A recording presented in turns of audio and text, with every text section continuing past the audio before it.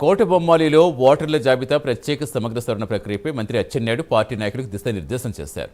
2002 నాటి ఓటర్ల జాబితా ప్రామాణికంగా తీసుకుని ప్రస్తుత ఓటర్ల వివరాలు క్షుణ్ణంగా పరిశీలించి మ్యాపింగ్ ప్రక్రియ పూర్తి చేయాలని సూచించారు.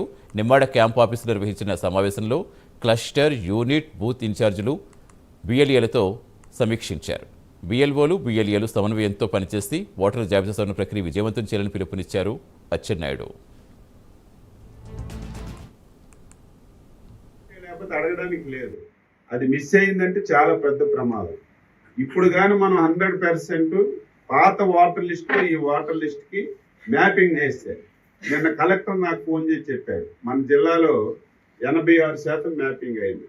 ఇది 14% ఉంది. ఇందులో మన కాన్స్టిట్యున్సీ కూడా ఎంత ఉందో ఒకసారి మీ అందరికీ చెప్తాం. 20% అంటే జిల్లా యావరేజ్ కంటే 20% ఉంది. 93.64% మ్యాపింగ్ అయ్యింది. మ్యాపింగ్ అనేది ఫస్ట్ స్టెప్. అది రెడ్డప్పన్న గత ఓటరు ఈ ఓటర్ అని మ్యాపింగ్ అయ్యింది. మళ్ళీ రెడ్డప్పన్న అనే వ్యక్తి ఒక ఫారం నింపి మాకు ఇవ్వాలి. అది ప్రధానమైనటువంటి ఇష్యూ. అది చాలా చాలా ప్రధానమైనటువంటిది.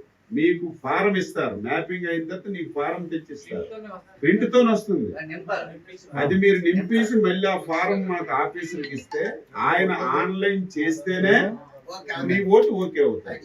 ఇప్పుడు మనకి ఎంత గ్యాప్ ఉందంటే 93.64% మ్యాపింగ్ అయింది. కానీ